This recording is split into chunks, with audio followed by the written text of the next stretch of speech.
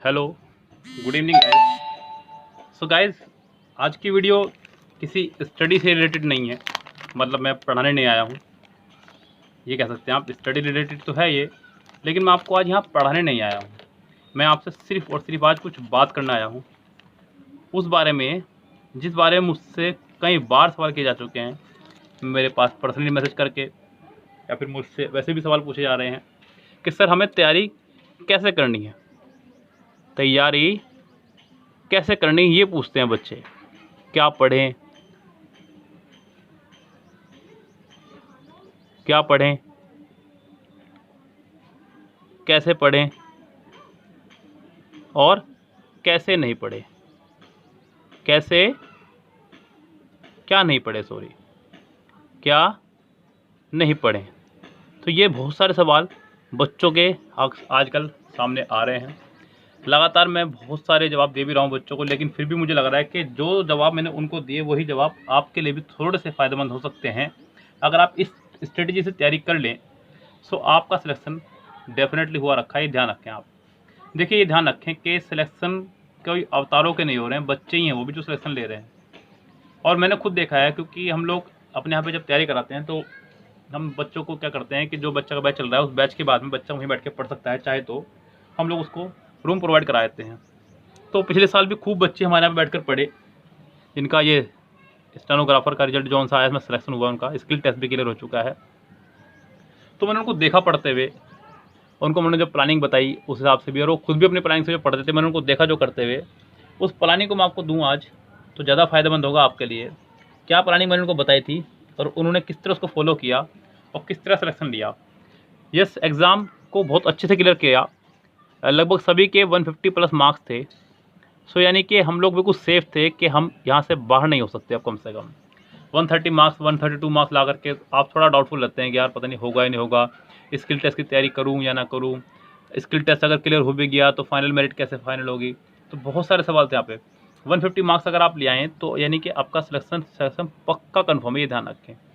अब 150 मार्क्स कैसे लाने हैं इसके ऊपर मैं एक पहले भी वीडियो बना चुका हूँ, स्ट्रेटेजी वीडियो अपनी। मैं आपको उसके बारे में पहले कई बार बता चुका हूँ।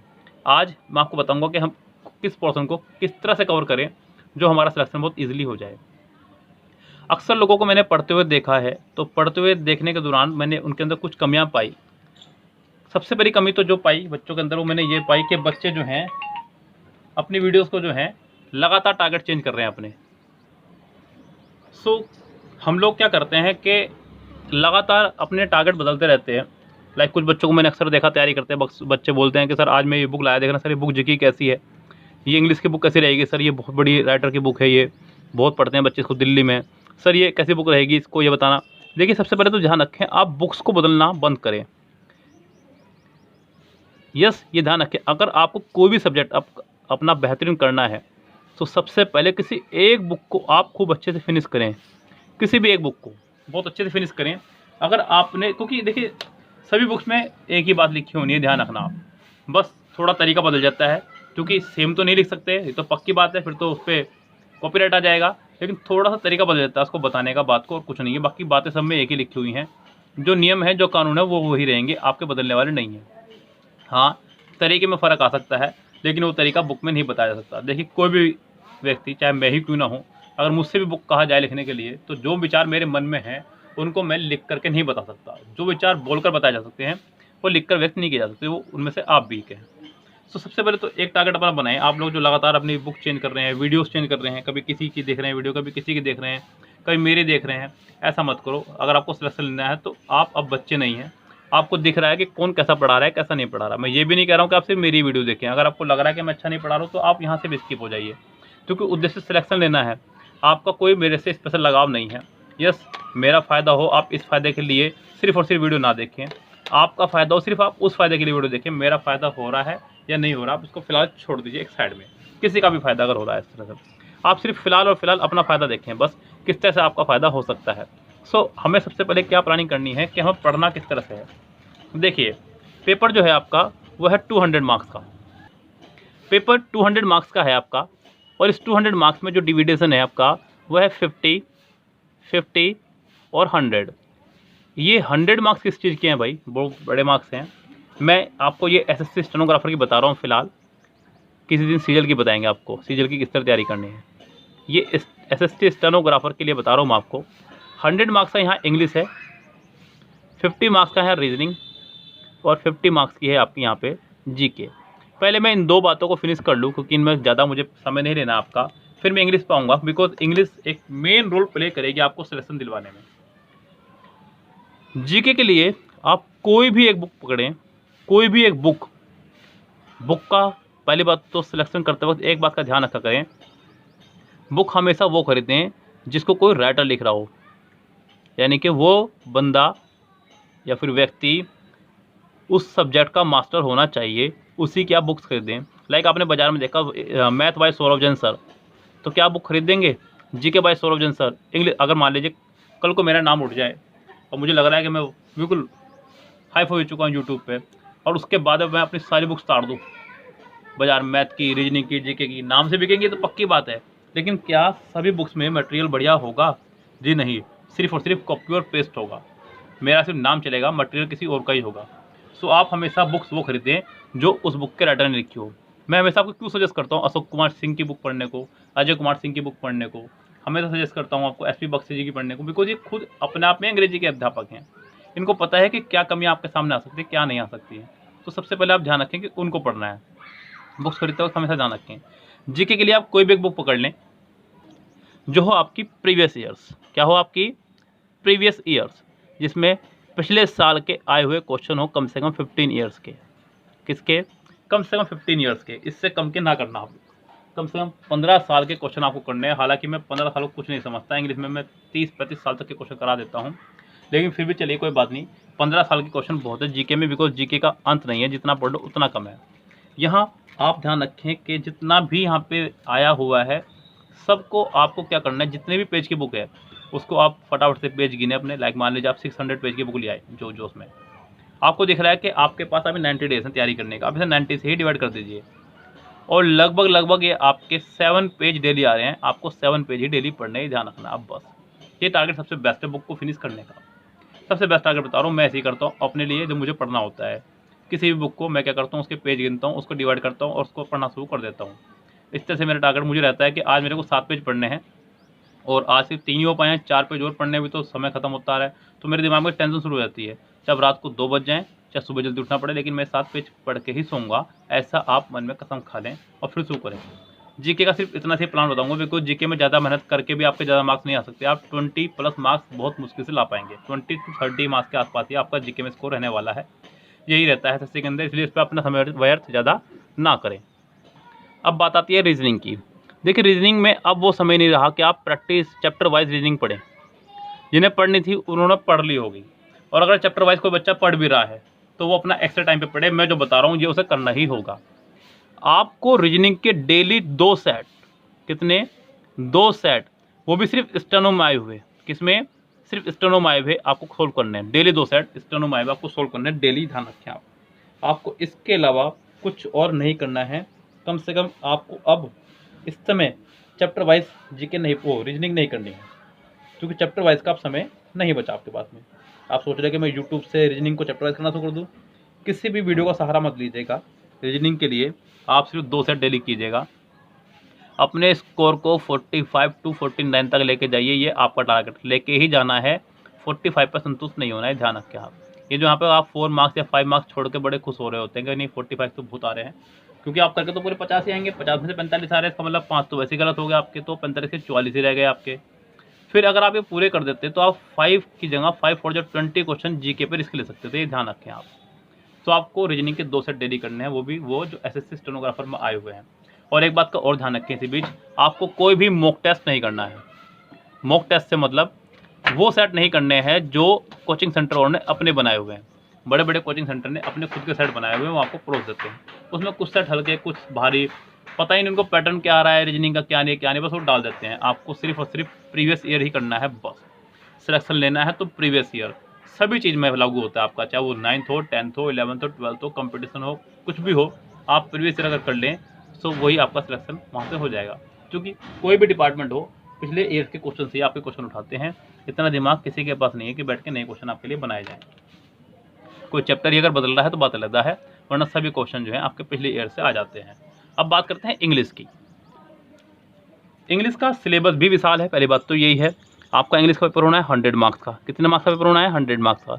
इसमें 10 मार्क्स की आनी है कॉमन एरर, 10 मार्क्स के सेंटेंस इम्प्रूवमेंट और 5 मार्क्स के सेंटेंस फिलर। ये आपका हो गया ग्रामर पोर्शन।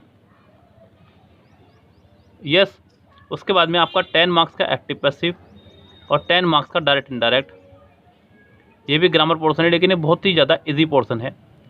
5 मार्क्स के एडियम, 5 मार्क्स के सिनोनियम्स, 5 मार्क्स के एंटोनियम्स। ये आपका हो गया वोकेबलरी पोर्शन। उसके बाद में 15 मार्क्स का क्लोज टेस्ट,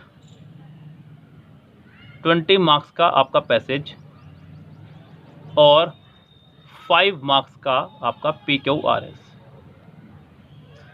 ये एक पोर्शन है आपका। आप इसे इस तरह ही डिवाइड करके पढ़े, ध्यान रखें आप। अब करना किस तरह का और इसको, यस सिलेबस सबको पता है, मैंने कोई आपको नई बात नहीं बताई है। अब करना किस तरह से है ये समझिए आप ध्यान से, किस तरह करेंगे हम लोग इसको। देखिए, जो आजकल बच्चे मेरी वीडियो देख रहे हैं, मैं ये नहीं कह रहा हूँ कि मैं बहुत अच्छी अंग्रेजी पढ़ाता हूँ। देखिए, सबसे बेस्ट पार्ट जो हमारी वीडियो का वो ये है कि हम लोग प्रीवियस सेट्स करा रहे हैं, बस ये बहुत है आपको सिलेक्शन दिलवाने के लिए। पूरे यूट्यूब पर अगर कहीं भी आपको प्रीवियस ईयर के इंग्लिश पेपर मिल रहे हो तो आप वहाँ से पढ़ लीजिए, जो हमसे अच्छा पढ़ा रहा हो, अन्यथा आप हमसे पढ़ते रहिए। सिलेक्शन दिलवाने के लिए काफ़ी है। अब आपको क्या करना है कि ये सबसे पहले 25 मार्क्स ये नहीं छोड़ने हैं। ये 25 मार्क्स कहाँ से आएंगे इसको देखिए पहले आप।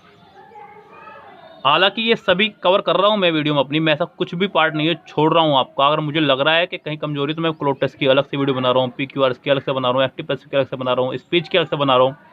मेरी मेहनत में अभी तक कोई कमी नहीं आ रही है, आप भी कह सकते हैं इस बात को। हाँ यस, आपको क्या करना है इसकी तैयारी के लिए, सबसे पहले आप अपना समय डिवाइड कीजिए। इंग्लिश के लिए आपको निकालना है पूरे 5 घंटे। अगर आप ये कहें कि सर मेरे पास तो समय नहीं है इतना, मैं ये करता हूँ वो करता हूँ, देखिए जॉब आपको लेनी है, मज़ा आप लेंगे, सैलरी आप लेंगे, मेहनत भी आप ही करेंगे। यस, मुझे जितनी मेहनत करनी होती है मैं आपकी कर देता हूँ, वीडियो बना देता हूँ, आपको बता देता हूँ। 5 घंटे आपको निकालने हैं इंग्लिश के लिए। 2 वीडियो डेली आपको देखनी है हमारी MB बुक से डेली। अब आप इसे किसी भी सीरीज में लगा दें, इंक्रीजिंग ऑर्डर या डिक्रीजिंग ऑर्डर, ये आप पे डिपेंड करता है, लेकिन 2 वीडियो डेली। हालांकि हमारी MB की वीडियो लगभग मोस्टली सभी वीडियो 30 मिनट की ही हैं, 1 घंटे की वीडियो होती है आपकी है, लेकिन आपको देख करके समझ करके कॉपी करनी है, इसलिए मैं इसको दे रहा हूँ 2 आवर्स। 2 आवर्स मैं आपको MB बुक की वीडियो के लिए दे रहा हूँ। उसके बाद में एक वीडियो आपको डेली देखनी है हमारी मिरर ऑफ कॉमन एरर से, मिरर ऑफ कॉमन एरर से।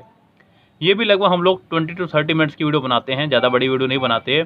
इसमें आप लगाइए पूरा अपना 1 आवर, क्योंकि समझ के करनी है आपको, फ़िलहाल तेज़ी में काम नहीं करना है। दूसरी बात, आप एक क्लोज टेस्ट डेली कीजिए, डेली अपने आप से कीजिए या मेरी वीडियो से कीजिए, मेरी वीडियो देखने के बाद भी कीजिए। यस, मेरी वीडियो देखिए क्लोज टेस्ट की, फिर एक आप भी कीजिए क्लोज टेस्ट डेली। डेली आपको करना है एक क्लोज टेस्ट खुद, एक खुद से करना है और एक मेरे द्वारा करना है, ये ध्यान रखें आप। और साथ ही साथ आपको करने हैं 10 PQRS डेली। मेरी वीडियो आ रही है तो वो भी देखिए और खुद से भी कीजिए PQRS, ये भी ध्यान रखिए। इन दोनों काम के लिए आपको देने हैं 30 मिनट। कितने देने हैं? 30 मिनट डेली, डेली देने हैं। अगर मेरी वीडियो डेली नहीं भी आ रही है तब भी आपको 10 PQRS 10 क्लोज टेस्ट देने हैं। बिल्कुल हताश मत होना कि आपका स्कोर नहीं बढ़ रहा है।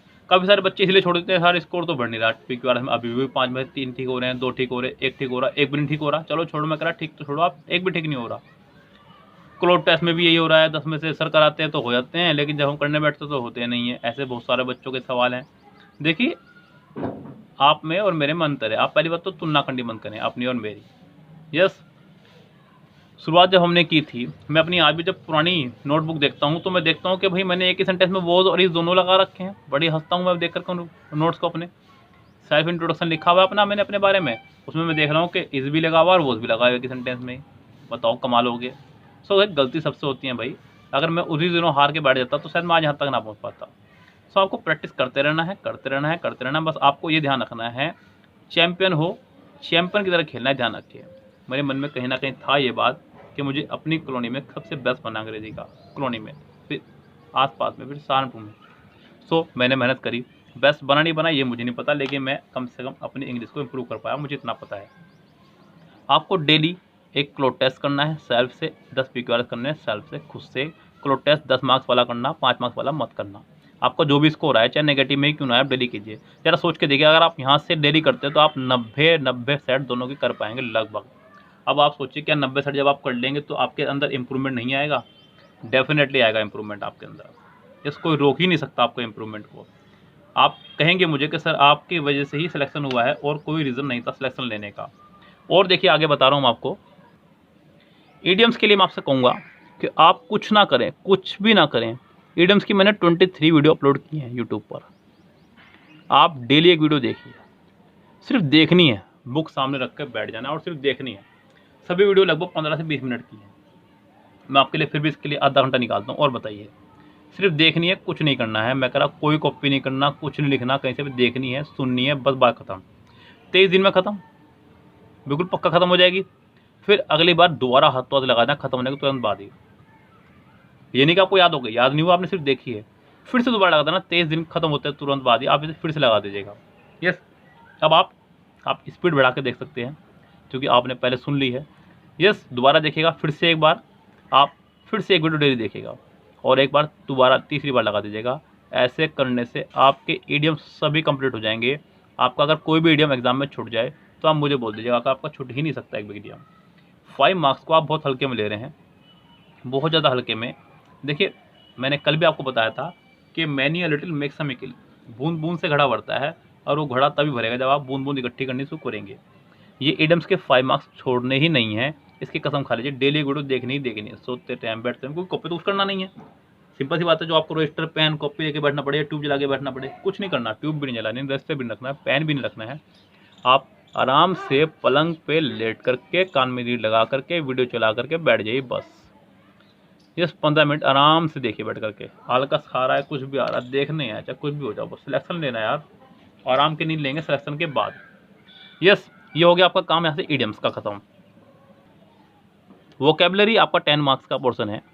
वोकेबलरी के लिए मैं आपसे कहूँगा कि आप MB बुक के पिछले सेट को, जो MB बुक में बैक दी गई है एरर वोकेबलरी, आप एक सेट की डेली एक सेट की लिख करके कॉपी में अपनी सारे वर्ड अपनी बुक में, नोटबुक में लिखना शुरू कर दें। आपको लग रहा होगा बहुत समय लगेगा, बिल्कुल नहीं लगेगा। आपको सिर्फ 30 मिनट लगेंगे बस। सिर्फ लिखने हैं खाली। आपको लिखना है, बोलते समय बोल करके लिखना है। कैसे लिखना है? बोलते बोलते लिखना है। ऐसे नहीं कि बस आप गुंगू की तरह लिख रहे हैं। अपना आपको पढ़ाना है। सोचिए कि आप टीचर यहाँ खुद को पढ़ा रहे हैं। मेरा यही तरीका था जब मैं पढ़ता था वोकैबुलरी, 30 वर्ड डेली याद करता था, अपनी बहन से कहता था मुझको सुनो इससे। सो इस तरह से आप डेली वर्ड लिख के सारे बोल बोल के लिखें। आपको ऐसा करना है जैसे कि आप खुद को पढ़ा रहे हैं। डेली एक सेट की डेली वोकैबुलरी लिखें। मुश्किल से 25 to 30 सेट्स आने के बाद में आपकी वोकैबुलरी रिपीट होनी शुरू हो जाएगी। ध्यान रखें आप। यस, ये रहा आपका वोकैबुलरी के लिए। इसके बाद में लास्ट के 1 मंथ में जब आपको दिखे कि अब एग्ज़ाम का लास्ट 1 मंथ रह गया है, तब आप वो जो कर रहे थे सारा वो तो करना ही करना है। आपको साथ में लगा देना है पैसेज की रीडिंग। आपको अब डेली पैसेज रीड करना है। कुछ भी छूट जाए इसे नहीं छुड़काना एग्ज़ाम में, क्योंकि आप चाहे कितने ही कमज़ोर क्यों ना हो, जब आप एक पैसेज को ढंग से पढ़ते हैं ना, पूरा पैसेज चाहे ढंग से भी ना पढ़ें, जब आप उस पूरे को पढ़ते हैं, आप जब क्वेश्चन देखते हैं तो कम से कम 5 में से 3 क्वेश्चन सबके हो जाते हैं। ध्यान रखना। और मैं आपको 1 महीना पहले बोल रहा हूँ, कम से कम कितने महीने पहले, 1 मंथ पहले आपके 5 में से 4 3 होना शुरू हो जाएंगे।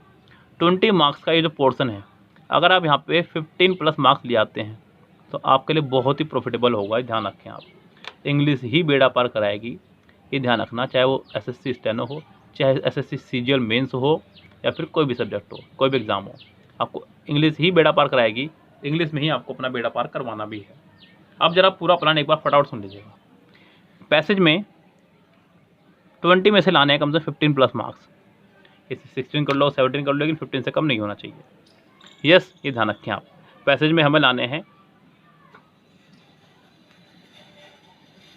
पैसेज में 20 में से 15+ मार्क्स।